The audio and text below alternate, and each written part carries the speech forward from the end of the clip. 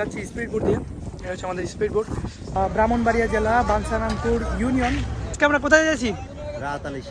প্রায় সবাই বংশধর যারা আছে সবাই ওইখানে যাইছে। ফেরির বিশাল বড় বড় মেশিন। সূর্য পাগলা তো সকালবেলা 8টা বাজে আসেনি, নৌকা দিয়ে যায় আসেনি বাঞ্ছারাম।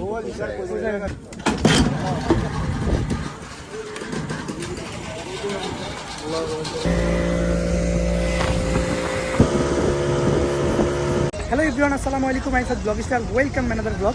কি অবস্থা সবার, কেমন আছেন? আশা করি সবাই ভালো আছেন। আজকে হচ্ছে আমরা চলে যাব ব্রাহ্মণবাড়িয়া জেলা বাঞ্ছারামপুর ইউনিয়ন হজরত রাহাত আলী শাহর মাজারে।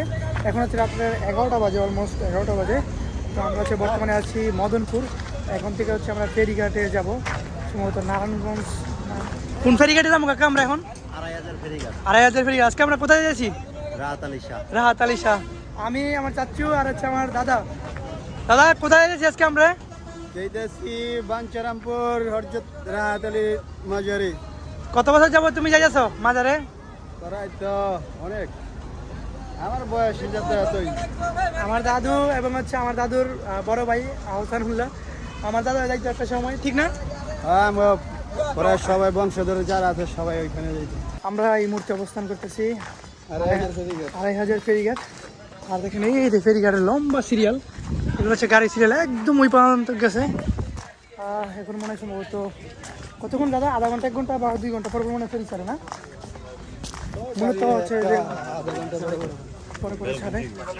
এখন হচ্ছে রাতের 12টা বাজে। আমরা হচ্ছে ফেরি দিয়ে হচ্ছে ওই পার যাবো, দেন ওই পার থেকে হচ্ছে আমাদেরকে যেতে হবে রাহাত আলী শাহ মাজারে। তো লেসি চলে যাওয়া যাক। আর কুটকুটে অন্ধকার, এই মুহূর্তে আমরা অবস্থান করি ফেরির মধ্যে। দেখেন এটা হচ্ছে একটা ফেরি, অসংখ্য বাইক সামনে রয়েছে। এটা যখন ভরে যাবে এরপরে ছাড়বে। কাকা কতক্ষণ পর পর ছাড়ে না আনুমানিক টাইম? 20 মিনিট না? আচ্ছা আচ্ছা, এটা তাহলে পুরোটা বললে পরে ছাড়বো মনে হয় না? ওইদিকে সিরিয়াল আছে, আচ্ছা আচ্ছা। তো আপনাদেরকে একটু যদি দেখাই, এখানকার কিছু মেশিন আছে। দেখেন ফেরির বিশাল বড় বড় মেশিন। ইয়ো, ফেরি দিয়ে যাইতে অনেক দেরি হবে, তো এই জন্য হচ্ছে আমরা চলে যাচ্ছি স্পিড বোট দিয়ে। এটা হচ্ছে আমাদের স্পিড বোট, এটা দিয়ে আমরা পার হবো।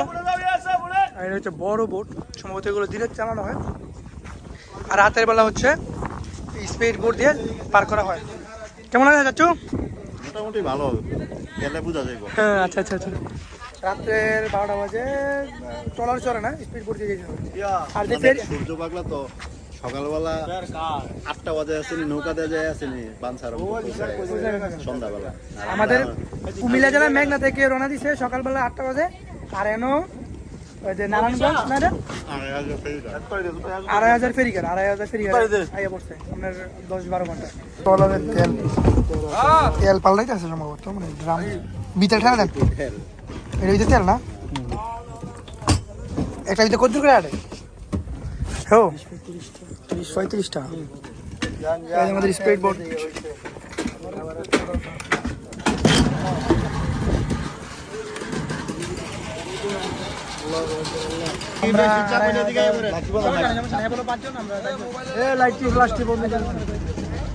চলে যাওয়া যাক।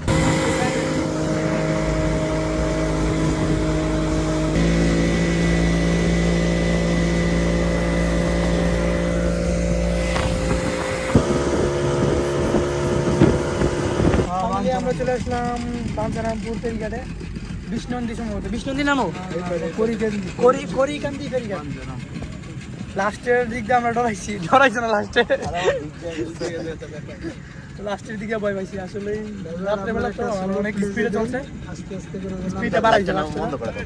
তো এই সাইডে আমরা চলে আসি, চলেন যাওয়া যাক।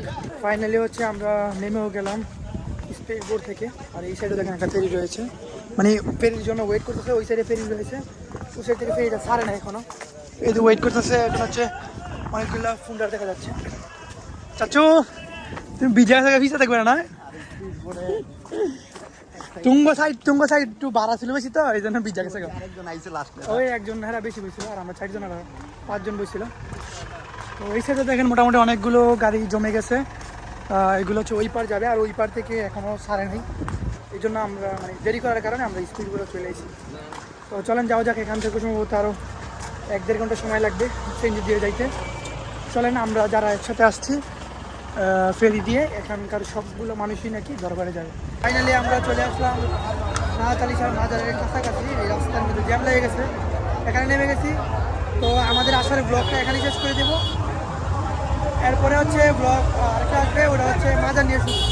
ঠিক আছে, সবাই ভালো থাকেন, সুস্থ থাকেন, দেখা হচ্ছে নেক্সট ব্লগে। আল্লাহ হাফেজ।